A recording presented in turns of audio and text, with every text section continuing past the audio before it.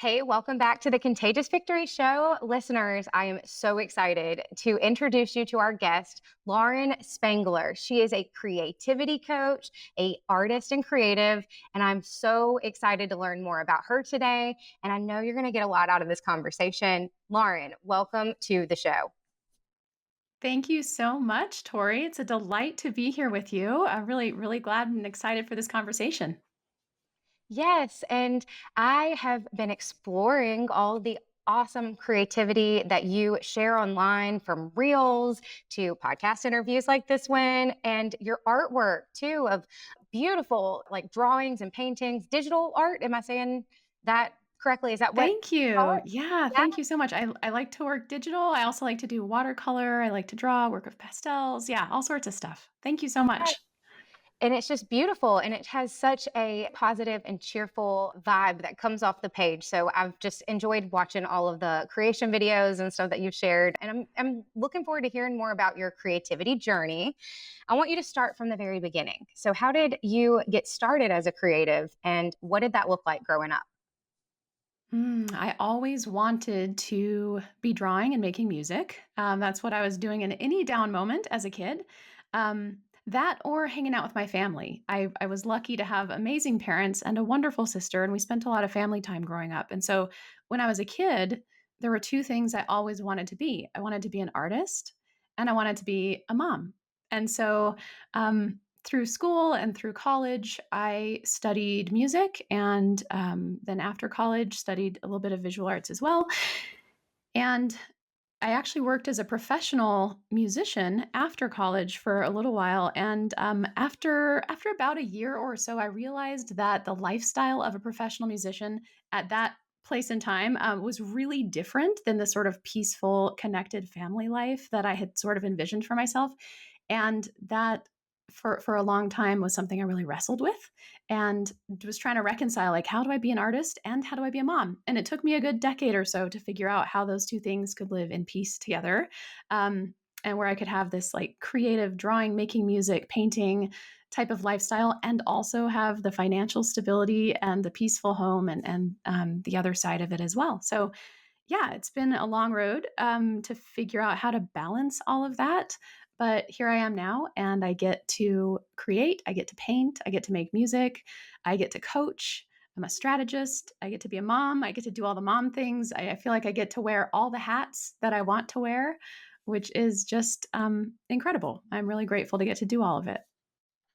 Well, I feel the gratitude from your this conversation, you talking about all of the wonderful opportunities that you've had to create in this lifetime of yours. I also feel it from your feed online, like your Instagram feed and things, which goes back to earlier, just the excitement that you have, but also the tranquility that your posts and artwork and the things that I've seen you share online, just the vibration that they give off. So I wanted to let you know that as an audience member, I really appreciate you taking the time to figure that out. I know it must have been a journey to get to where you are right now, as far as having to battle with those different roles that you were explaining in your life. But the journey is so beautiful when you watch it happen from an outsider perspective, too. So just wanted to comment on that is that it does Thank you.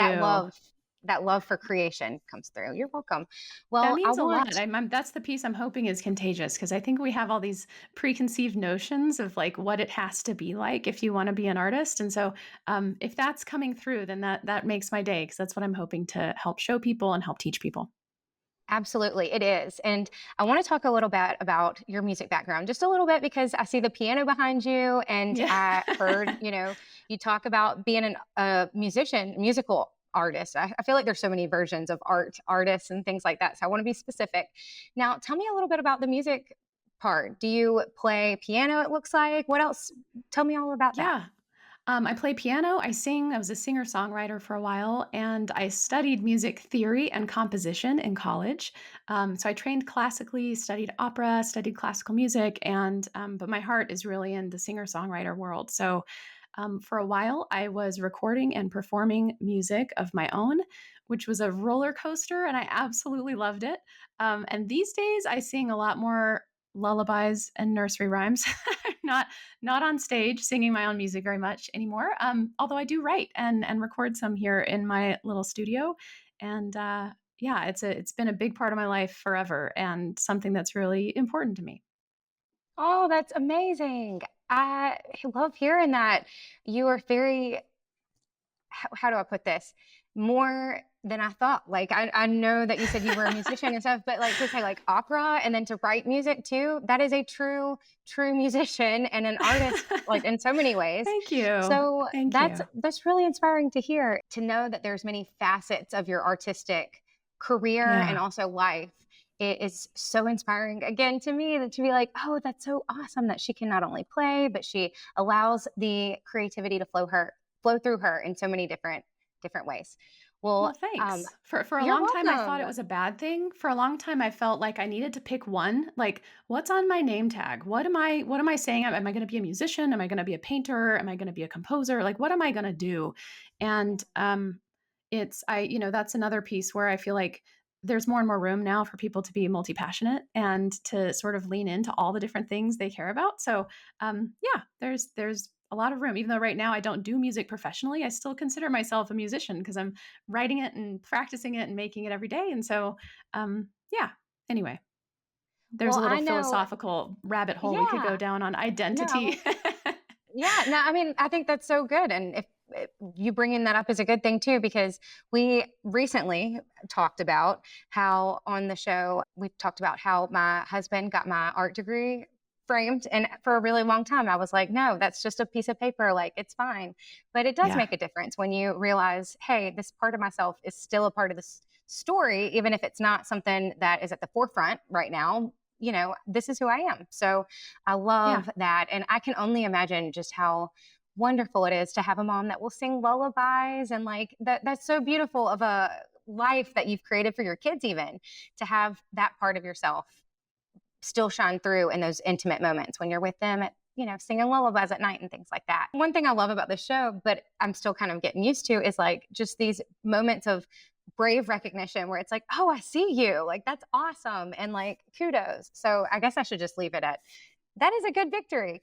Like, claps. I'm having to Well, clap very thank softly you. the mics, Thank but you. It's hard for us to share our victories sometimes because we want to be humble. Do you know what I mean? Like we don't want to have an inflated ego. We want to remain aware of the fact that we're still growing and there's still a lot of road ahead of us. But it's important to pause and say, this is what I did and I'm proud of it. And it went really well. And it's really cool because when you say that and when you speak that victory out loud, then someone else who hears you can see themselves and see their ambitions reflected in your reality and go, yeah, I want to do that too. If she can, I can. Like, look what they did. I should go give it a shot and bring my own desires forward because it's possible. So, yeah, kudos to your kudos to my kudos to all the kudos is this is why oh, this is yes. important. Yeah. This is why this is important. Yes, absolutely. So now that you're able to recognize these many different versions of yourself, and call them to existence as for what they are, how do you take those moments and put them into your coaching career, into your season of being a strategist right now? Can you elaborate a little bit more on your personal experiences and how you tie that into your coaching with your clients? One way it serves me is that I have experience as a musician. I've written, I've painted, I've done all these different things, and it allows me to have a little window into what those experiences are like. And so the creative process in general is actually there's a lot of commonality. No matter what medium you're working in, no matter what particular style or genre, whatever, like the creative experience and the process of having an idea and bringing it into reality and sharing it with people is pretty there's a common denominator there, but there are specifics within the world of like what does it look like to do that as a visual artist. How are you going to use your tools like social media? How are you going to promote yourself? How are you going to conceive of your collections, versus doing that as a musician, which can be like a performance art, you're live, you're with people in a real space. Or how do you use social media in a different way? Like um there are a lot of different tactics and different nuances within creativity in each of those different worlds. And so, one way that it's helped to be a jack of all trades, or at least a jack of several trades, is I can relate to my clients who are musicians. I can relate to my clients who are authors. I can relate to my clients who are painters because on some level I've been swimming in that ocean, right? And so That's been really helpful. And the coolest part is when I get to meet clients who practice something I've never done before, like ceramics or jewelry making or dancing. There are a lot of artistic worlds I haven't ever walked in. Um, so it's actually really fun to work with those people too, because then I get to learn a little bit about what they do and what their particular flavor of art is like. Oh, I love how you put that. And I bet that is so interesting and it'll keep you curious as an artist because there will be things Absolutely. and people who have experienced the same feelings, but in different mediums. And you can appreciate their artwork and also help guide them through some of those maybe troubles that they're having or experiencing that season. So I really see that and how it would be such a fulfilling life to live as a creativity coach. And you mentioned a little bit when we were talking before before the interview that you had a business where you experienced a little bit of burnout. And I know as an artist, that can be like the number one fear. At least I know personally, it's like I will take, being the artist who loves what I do and never gets acknowledged for it over being someone who loves what they do, gets acknowledged for it, and then doesn't want to do it anymore. So how did you navigate that? I want to hear that a little bit more and how you navigated it. Can you elaborate on that a little more? Yeah, first, let me say that what you just said, Tori, is really healthy. When you said you'd rather be the artist who loves what you do and doesn't get acknowledged versus the artist who burns out and doesn't want to do what they love anymore because they were seeking that acknowledgement so like frantically.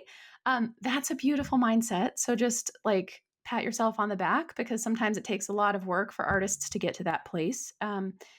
Yeah, so my experience was maybe common, I don't know, but I when I first set out to be a professional creative, I was a musician, singer-songwriter, like I said, and I had every bit of knowledge in the book about how to write a song, how to record a song, how to perform a song, all the pieces of the creative process were like locked down, ready to go.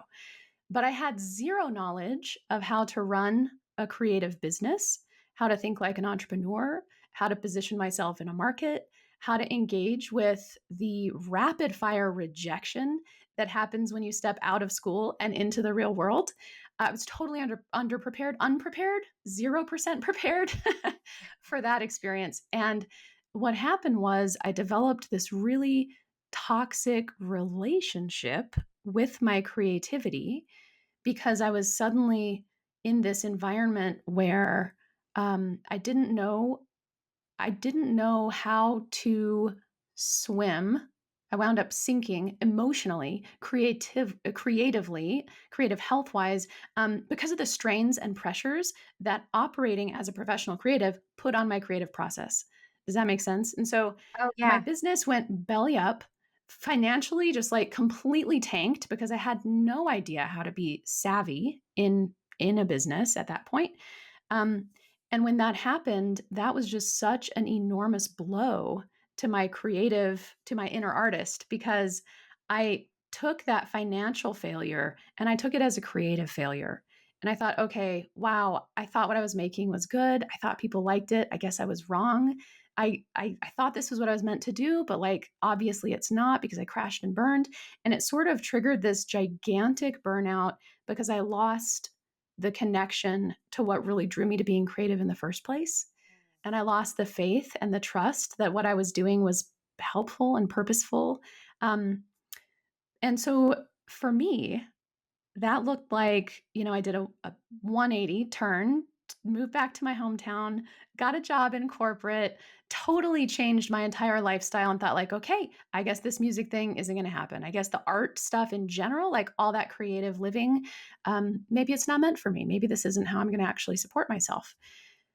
Because at that time in my life, like I mentioned, right, I had two dreams: be an artist, be a mom. And being an artist was not funding the lifestyle I wanted to be a mom. It was like, how am I ever going to have the financial stability that I want if how am I going to be able to support the family that I want to have? And so yeah, that was a big moment of, it felt like this gigantic fork in the road. And so at that moment, I decided, great, I'm going to choose stability. I'm going to put creativity to the wayside and keep it, as a hobby or whatever. And I did. And I spent about 7 years sort of divorced from my creative spirit because I was just busy focusing on that stability side. And then it wasn't until, 7 years in that I was realizing, okay, this was actually creative burnout. I still want to be an artist. I still have gifts to offer here. I still want to go be creative. And then I had to figure out how to reconcile and how to do all the things in balance with each other, so that I could allow both sides of myself to come forward and to serve and to be seen and be used. Right? Does that make sense? Absolutely. Yes. Yes. Well, I admire the journey. And when you reach that fork in the road, it wasn't the end of the story. And we know now that you have so much that is coming out of you lately, like all the things we've mentioned earlier. So now let's paint the picture of what your day to day looks like as the artist and the creative that you are today after you found the space to let each part of that exist, the mom dream and the artist dream, because we know that with God anything is possible, and a lot of times he lets us go down those roads and figure it out because that's what the gift that he gave us was. But we're never alone, as you know. And so now that you have come back to the artist part of yourself, and the mom part didn't go anywhere, she's still here too, it sounds like. So can you paint a little bit more of that picture of where you are today and how you feel now that you let both versions exist? Yeah, I am living a daily life now that I didn't think was possible. I thought it was had to be one or the other. And now I feel like I am enjoying this really deep balance and purpose on both sides, and that it's sort of harmonious, right? The art piece came back up, bubble back up to the surface when I was in my second maternity leave with my second baby. Yeah, so I have two kids, my two sons. One is 5 years old, one is 3 years old now. And so it was 3 years ago during that maternity leave with my second son that I sort of had this creative, like, reawakening. I don't know what else to call it. It was Oh, like this yeah. urge, this like really intrusive urge to go paint things because at the moment I was really busy. I was kind of like in the newborn phase and up all night long and had a toddler running around. And it was really an inconvenient time to go like try to be an artist. But it happened, and I just felt really. I felt this pull to go paint and sing and write, and I stopped eventually trying to avoid it. And I think it was out of that desperation when maternity leave ended, where I needed to go back to work. I needed to return to my career as a strategist, which I absolutely loved and was proud of. So I didn't want to step away from that career. But then I had started to do this art stuff again. And I also now had this brand new baby who I adored and my toddler who I adored. And I didn't want to step back. I didn't want to step back or let go of any of it. And I thought, okay, if this has all been put on my heart, right? Like then it's here for a reason, and I'm just going to expand my capacity to be able to do all these things that matter because I could feel like these things are important to me and I don't want to let any of them go. And so I sort of just started, like, I don't know, getting to the ground truth of each of those. Like, as an artist, what do I want to feel? What do I want to experience? What do I want to bring forward? What do I feel like is my purpose beyond, like, this is not vanity metrics, this is not revenue, this is not anything that's going to go on my resume. Like, why with a capital W am I doing art? And figure that out. And then, like, okay, so, how about my work as a strategist and a coach? Like, why do I do that? Obviously, there's financial reward and it's a paycheck that supports my family and pays the bills. But, like, deeper though, why am I picking that? Why is that the way that I'm seeking financial reward? Right. So, I've got clear on that. And then as a mom, like, obviously, I know I want to be a mom, but like, what is the experience I want in motherhood? Where do I want to really be focused and where do I want to really anchor what I'm providing to my children and what I'm receiving from my children in that sacred relationship of parenthood. And so getting clear on each of those three, the values and the priorities underneath of those roles was really beautiful because then I started to just rebuild my daily life to make sure that the things I was doing on like a minute to minute basis were always tied back to one of those deeper, more important purposes. Oh, that's so I can tell that you are a writer too, because that is just so clear that what how you said that and too and getting clear on yourself and then making sure that every single moment, everything that you are living for and working for and spending your time on is tied back to those whys. And I've never heard it put so clearly of like, I mean, I've heard find out your why, but I've never heard it with a capital W, you know? Yeah. And I really feel that I don't know who you were before, but I can feel the intentionality between who you were, who you are, and where you're going too. And I love the way that you put, I can hold these things and I don't have to set them down. I can expand. And isn't that just the dream for anyone, not even just creatives or just artists, but I feel like we all want to be able to take those walls and instead of go around them, just go through them and then just have, you know, Yes. that mentality of like, not look what I did in a vanity way, but like, look what I did because God gave me the strength to do it. And now I don't have to use that excuse anymore of there being a like a wall. Not that there's ever any, I Yeah. mean, like we have real lives and Yeah. things that happen, but I think that each one of us is on a journey where we can decide to carry it with God and evolve and become expanded, like you said, or we can just like you said, go back. And there's not a right or wrong, but we do have that choice. And as a creative Yes. artist, it's amazing to see and to talk with and to know artists who've been like, you don't have to put it down. You can Yeah. expand. You can do it. You can become something Y- new and different and also hold on to who you Yes. are. You're like the story goes on.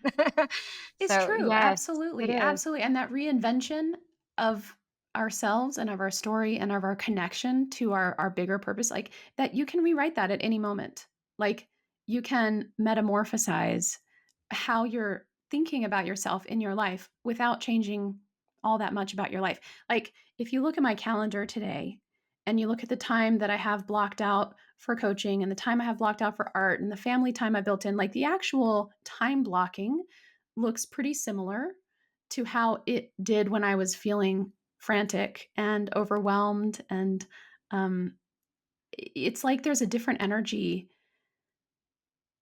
Let's see, like you can go about having it all in the energy of feeling like you have to hold it all and like you're juggling all these balls and you're like, if I was going to paint a mental picture, it'd be like this ballerina like up on her toes, like constantly up holding everything, like there's all this tension and this expectation and like you're trying to rise to meet all these expectations, right? There's that energy, and that's one way in which you can try to do all the things and have a full day and a full life. Or there's this other energy where you can still have all of that and you can still be holding all those things and you can still have this gigantic capacity to be engaged in all these beautiful ways in your life.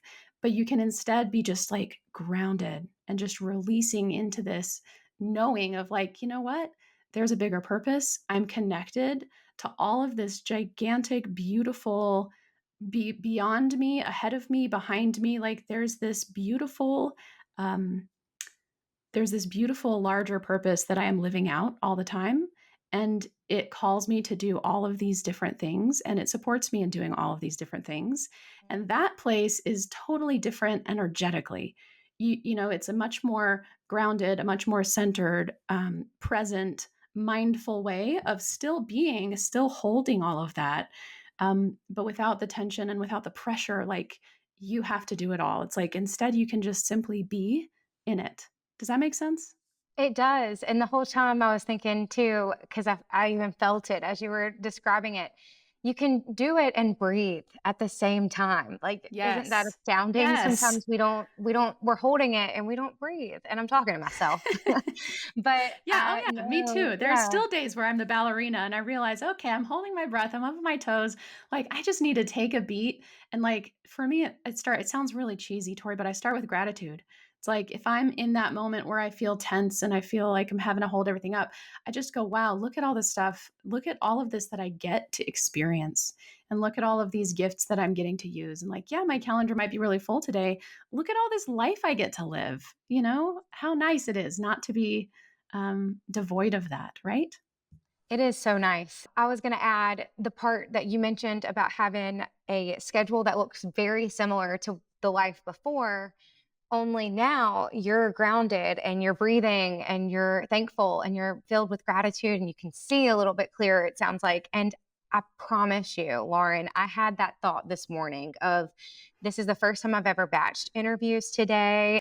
And I had this moment this morning where I looked in the mirror and I was like, yeah, but like these are people you want to talk to. Like, isn't that so different Yeah. of a Yeah. air whenever you're doing something? And not that I didn't talk to great people Yes. at the news station. I did, but at the same time, it was for someone else's agenda. Yes. but I go off on that to say that when you're in the space that you feel created to be in, and that you are able to let go of those expectations that you have for yourself or that others may have of you, and you just let God like work with you, and you'll have, I know as an artist for myself, it's like you have this dual creation in the moment sometimes going on. And it's like when you just allow that to happen, even if it's in little moments Yes. throughout your day, then it just all of a sudden has, again, this new energy about it. And it's so much more fulfilling and it vibrates differently. So I Absolutely. Absolutely. It's the intentionality and it's the recognition that it's a privilege to get to do what you're doing, right? And that if you're doing things that are aligned and that feel, like congruent with your purpose and your calling, like, heck yeah, you might have a lot of interviews today, but how cool is that? And it can be as I simple as know. shifting the phrase, like from I have to I get to. Like, I I get have to have all these meetings today. I get to have all these meetings today. Like, it's a tiny change, but it's a huge change. And it changes the entire way you move through that day. It changes the to. way you're feeling during that full day. It changes the way you feel after that full day. Um, I love that. It's subtle but powerful. It is. And I want to go back and just make sure, like, I was so excited. It means so much more to be able to say I get to, and it feels Yes. so much better. And also, it's not lost on me. Like, I was so excited to have these interviews and get to, or not have, but yeah, get to, Yes. get to interview these Exactly. people because, again, I feel the same way you must feel too about like, this is a dream that I'm like, okay, Yes. I get to do this, and it's such a privilege, and I'm so grateful and glad that it gets to happen. Well, I want to talk a little bit And more. Oh yeah, go ahead. Sorry. well, on the topic of getting to expand our capacity, getting to have these really full days, getting to do all this stuff and sort of do it all, have it all, right? There's an important maybe caveat, maybe addition to that topic, which is we also get to rest. We also get to allow ourselves, right? So like you have this full day of batched interviews, which is amazing and what an opportunity and how many connections you're making. It's also wonderful to be able to tomorrow, if you're recognizing that you're feeling a little tired from all that external, right? Like from all that output and all that exchange with everyone. Tomorrow you get to say, okay, today I get to rest, and that's the same shift. It's instead of, oh, I have to rest. I'm exhausted. I overdid it yesterday. I've just got to go collapse. Instead, you can say, wow, I get to rest today because yesterday I went all out and I did a great job. And now I get to reward myself with a little bit of quiet time, right? Or whatever Oh yeah. refuels you. So, yeah, it's important because we can expand our capacity and we can do a lot more than we think we can do, but only if we're still doing it in balance and allowing ourselves to also have those moments of sanctuary and quiet and solitude that we need to recharge. Yes, and I love the way that you reframed that for me because it's one thing to reframe it in the front end of it of like, yes, I get to. But then yeah, you're right. And I've never thought about it that way of, hey, now I get to rest and I Hmm. did this and now the space is over here. So it's not it Yes. always balances out if you allow it to. And I need to get better of just having that mindset of when it does happen, when I am allowing it to, not to focus on it in a half glass empty kind of way, but in a glass half full kind of way. I mean, and again, that We all does need to sound so practice simple, that. but It's a hard shift to make, but yeah, it's a good one. Yeah. it is a great one. Well, and I wanted to talk a little bit about how you instill moments of creativity throughout your like day to day. And I know that it looks different for everyone, but do you have any advice to someone who might want to instill moments of creativity, but they think they might not have the time for it, but they probably do. They just need to maybe look at some things differently. Can you elaborate about how to allow Yeah. those moments into your life? Absolutely. So, first thing I would recommend is take a look at what you feel like you have to have, like the ingredient list that you feel like you have to have in order to feel inspired or in order to go be creative. And there's probably a lot of things on that list that aren't actually necessary. So, like, I used to think I had to have a certain number of hours all in a row. I used to think I had to have a certain space. I had to have a certain, I had to feel inspired. That's a really big one. That's a really, really big one. It's like the biggest excuse that we use to avoid dipping into creative work is like, well, I just don't feel inspired. People who make awesome work consistently within the landscape of their actual real life will tell you that you have to show up before the inspiration does. So if you find yourself with time and you have 20 minutes to go make something and you're not feeling inspired, but it's still important to you to go make something, go sit down, go jump in, go pick up your pen or pick up your paintbrush or whatever it is you do and start. And I would guess that probably 75 to 80% of the time your inspiration will start flowing as soon as you sit down and start getting into the work. So that's the first piece is just don't close the door because you have manufactured this list of things that you feel like the stars have to align in order for you to get into a creative headspace because it's actually a lot easier to jump into than that. um, but the other thing I would say is there is value if you can find 30 to 60 minutes a day where you can arrange some uninterrupted time for yourself, where you can focus and really get into your creative zone.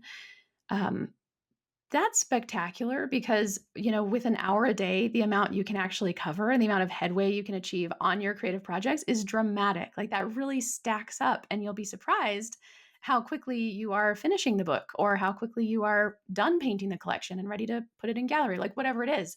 Um, and so, if you can find uninterrupted time, it's worth trading other loved ones in your home, bribing people not to interrupt you during that time, whatever you need to do. And if you have little kids like me, I know there's a whole other set of challenges around what it takes to get 60 minutes to yourself completely uninterrupted. So there are strategies and tips and tricks and tactics there to do that. Um, if you can't, though, if it's impossible to find uninterrupted time, I love this concept of confetti time. I don't know who coined that term.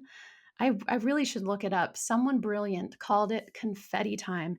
And it's this concept that your day is sort of sprinkled with open space. And a lot of times we fill that open space mindlessly. So this could be the 15 minutes when you're waiting to leave the house, it could be the 10 minutes at school pickup, it could be the time before your kids go to bed and you go to bed. There's all this open space in our day. And a lot of times we just fill it with noise. We're scrolling on social media or we're watching Netflix or like doing things that maybe are enjoyable, um, but may not actually, if we really ask ourselves, may not be as important to us as the creative work that we want to do. Like, if you are really called to be an artist, like, there are some people who are like, yeah, I'll take Netflix over painting any day, and that's fine. And I'm all about that. But if you are the type of person who is saying, okay, I really, really, really want to paint. I'm desperate to find this time. I don't want to wait till my kids move out. I don't want to wait till I retire from my job. Then ask yourself, is painting more important to you than an hour of Netflix? Or is there a way that you could fit in 15 minutes of your creative practice? Could you work on your book for 15 minutes, in the early part of your day when you have a little chunk of time to work with? So if we take that confetti time and we start to be mindful about how we use it, then it's actually pretty surprising how much you can weave in some of these really enjoyable activities without letting go of a ton of the other stuff that you have to give time to. Oh, I can see where that would be really helpful to have 15 minutes here, 5 minutes there. I mean, after just a couple little moments, probably like you said, that are already in your day at the school pickup or in the morning or in the evening, right before bed, if you just carved that out, it will be an hour. Like, I mean, like it might not be consecutive, but you can find an hour a week that way. And I've never heard of confetti time. I'm just learning all little tidbits of sayings and touchstones from our conversation today because I really like the visualization Yes. of having the confetti because we don't think of like two pieces of confetti being blown, at a birthday party. It's Right. always like It's you sprinkled find everywhere. it. It's sprinkled everywhere. Yes. Yes. Exactly. And Exactly. and Yeah. God knows that we have that time. Like we do. We have it.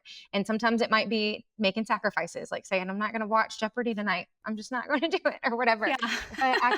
But it means more to me to have the outline of this thing I'm working on, like written out, or I can Yes. go ahead and add a piece Yes. of color to this painting I'm working on. And it might not be the whole thing, but I also have the confidence now that I've put 15 minutes towards that. And then tomorrow It I'm going feels to show so good. 15. I know it feels It amazing, but does. I didn't know that's what it was called. Yeah, I That is love so that term. neat. It's not my term. I really need to figure out who came up with that so I can write them a thank you note. But the other thing is you figure out which creative activities match which little slots of time. So, like for example, if I have 10 minutes at school pickup, I'm probably not going to be trying to get into any really deep thinking, creative, like massive projects, but I might have my iPad and do some digital sketching while I'm sitting in the car. Or if let's say you want to watch Jeopardy. Let's say your husband's like, this is a killer, awesome episode of Jeopardy. You've got to come watch this. It's amazing, right? Yeah. Okay, so great. Can you take your sketch pad out to the couch and be sketching thumbnail ideas while you're watching your favorite show?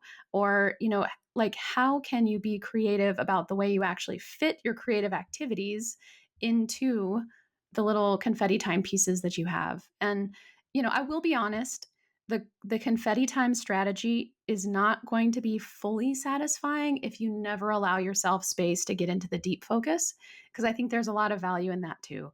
Having the ability to really get into the flow and be uninterrupted is very valuable. And I haven't ever tried. Let me think about this. Have I ever made something I'm super proud of where I only did it in 5-minute spurts?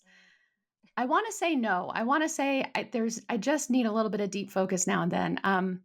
But it's a balance between the two. Like just because you can't always have the deep focus doesn't mean you can't move things forward with baby steps. Um, and so it's worth experimenting to find the balance that fits in your daily life and that feels fulfilling and rewarding, right? Right.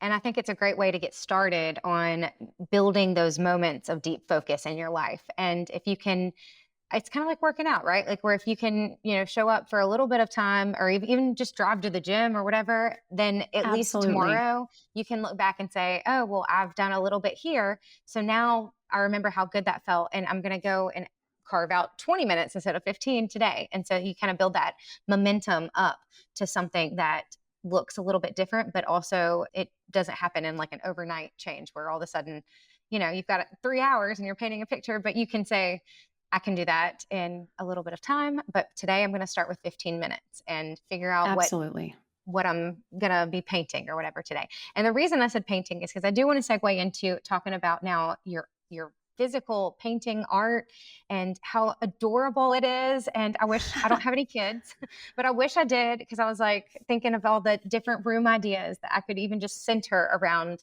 just one piece of your Oh, artwork thank to you. have that in a kid's room or to have that on display in our house. So tell me about your art and how do people find it to see it? And just elaborate on that a little bit more.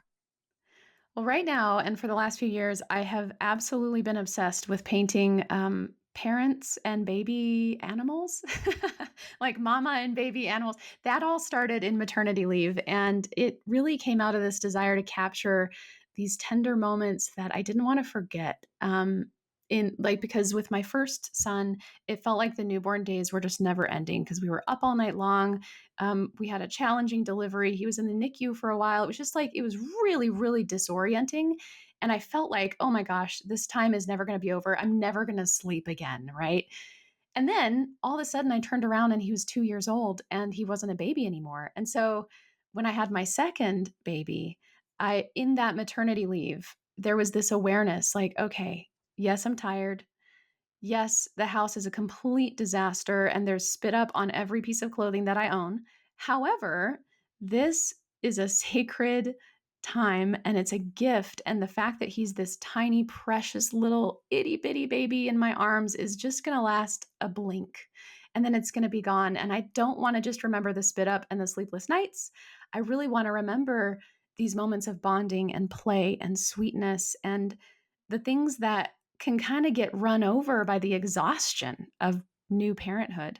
And so I started painting these pieces that were just based on like on any given day, like what moment did I enjoy with my children today that I want to put in a jar and keep forever, and I would paint it.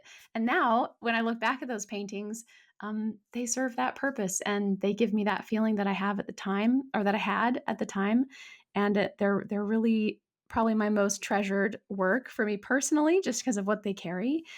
And when I started sharing them online, other people started looking at them and going, "Oh my gosh, that reminds me of my little one," or, "This my friend is expecting a baby, and I want to give this to her because it's just the vibe of like cheerful hope and love that I want to gift." And so that was really precious to me also when people started to resonate with the work. And so yeah, so I share a lot of it on Instagram. I'm at Lauren Spangler, and I also have a lot up on my website at laurenspangler.com.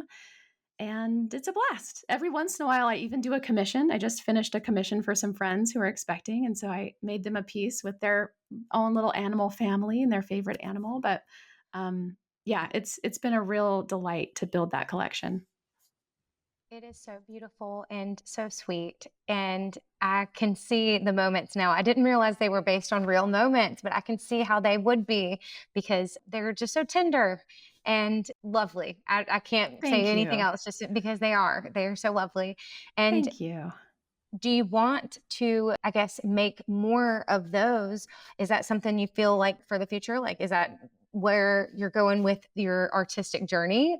How does the future look like for you? Like, what does it all look like Well, what I long can term? tell you is I want to keep painting. Okay, I And love that. beyond that, I've gotten really, I used to try to map out. So, like in my work as a strategist, it's all Okay, about planning the future and like charting the course and then moving down this planned path, right? And for a while, I tried to do that creatively. Like, what am I going to do with my work? Like, what exact, I was trying to plan my collections, like 3 collections out. Like, what am I going to be painting? And then I would never stick to the plan ever. And so I painted 50 of those during oh that wow. first spurt. Yeah, I've only shared maybe half of them online. Um, well, no, I think I shared sketches. I shared some of the original ones on Instagram when I was first working on them. But there are only a handful of those that I've actually like formalized and sell within that collection. Okay. But after I did 50, I was like, okay, I think I'm done painting animals for a while. Like I think I'm gonna go do flowers and some other things and experiment with different mediums. And I did. And then lo and behold, I keep painting parent baby animals. I just keep going back to it. So if you had asked me a couple of years ago, Tori, I would have said, yeah, I'm all done with the animals and now I'm going to do botanicals. But I right now I'm painting a pair of birds that is a mom and baby bird sitting on a branch. I just can't seem to get away from that theme. So the likelihood is I'll probably be painting them for a good while. Well, they're cute. And if you have a baby or if you have a gift that you need to buy someone who's expecting, or if you just want to have a beautiful picture of a mother and baby or multiple babies or daddy and baby. I think there was a daddy shark that you did recently that Yes, was so indeed. cute. It was perfect for summer. And so anyways, if you have any of those things, or if you just want to have the heart to support an artist, then head to Lauren's website, laurenspangler.com, right? That's right. Yeah. Yeah. If you're interested in purchasing a piece of work, I sell reproductions on my website in my shop. So head over to laurenspangler.com. And if you want to see what I'm working on right now, then I'm always sharing on Instagram. So I'm at Lauren Spangler there. And that's a really good place to reach me too if you'd like to buy an original piece or if you're interested in a commission.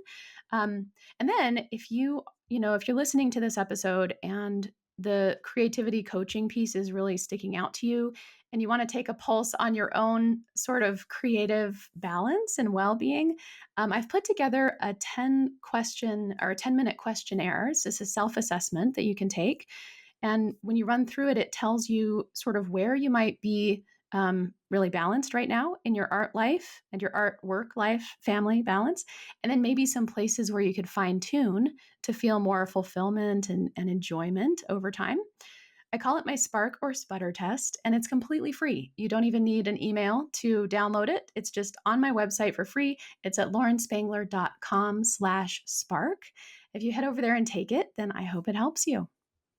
Awesome. That is so generous too. And I love that it's completely free. That is very, very generous of you, Lauren, to have the self assessment that you can go online and take and figure out where you fall on the creative balance chart. And that's completely free. So I love that you don't even have to put an email. That's very generous of you to put that on your website. Yeah, absolutely. So, what it'll do is when it gives you your results, it'll walk you through sort of where you fall on this spectrum.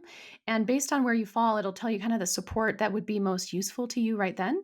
And I always offer a free 15-minute consultation. So, if you take the quiz and you're like, yeah, I really want to understand more about like what I could do next or what's next on the path, then just drop me a note, or there's even a link on my website to just sign up for a 15-minute call. So you can pop in anytime that works for you. And my door is open and I'm excited to talk with anybody about what creative hurdles you're facing right now or what creative goals and dreams you have that you might want to move toward. So yeah, people are welcome to reach out anytime. Well, thank you so much for sharing that. And I invite everyone who's listening to go and take that. You might even see me in there in just a few taking it because I've been curious about it. And so I'm glad that you explained it a little bit more. And thank you for coming on and just realigning my creativity chaos that's been going on a little bit over here. So I feel like we're kindred spirits and we have a lot in common in that way of being creatives who's gone through the burnout a little bit and who knows what it's like to be on the other side of it now. So just thank you for coming on and sharing your victory story and for all of the good touchstones and tidbits that you shared with us today. So, Thank you, Victoria. This has been a real treat. I appreciate it. I hope this conversation helps people, and I'm just glad to be connected with you. So thanks for having me. yes. Well, Lauren, you want us to go to Lauren Spangler on Instagram or your website, laurenspangler.com, to work with you and to look at your art. If you want to purchase a print, I offer Clay prints, which are really high quality it's archival quality inks on this beautiful watercolor paper. They're gorgeous. I get them professionally printed here in the US. And that's what you can purchase on my website. So if you go to laurenspangler.com/gallery, that's where you can see a lot of those pieces that are available for purchase as a print. I also, although I don't have a formal shop open where you can purchase original pieces, I do have people who reach out to purchase pieces on Instagram. So if you ever see me working on something that you really love and feel connected to, if you see me painting a watercolor piece that just really speaks to you and that you'd like to have in your home, just drop me a message in Instagram and just let me know you're interested in that piece. And usually I just sell direct to collectors like through my messages on Instagram. So it's not really formal. There's no checkout page for the original pieces, and probably I should work those into my online shop at some point. It's on the bottom of some to-do list somewhere, but yeah, if there's ever a piece you're interested in, just reach out and I'll connect you with what you're interested in, and we'll take it from there. Oh yeah. Oh yeah. Then I laurenspangler.com/gallery. And you can pick sizes too. So you can get a little 8 by 8, or you can get 10 by 10, 12 by 12. Like there are a lot of different options for the sizes and the different qualities that you can find on the website. So yeah, check it out. Beautiful, wonderful. Well, thank you again for welcoming us into your world, and I will check it out, and I hope that our listeners do too. Have a wonderful afternoon, Lauren, and thanks again for coming on and sharing your victory story. You too. Thanks so much. Talk to you later.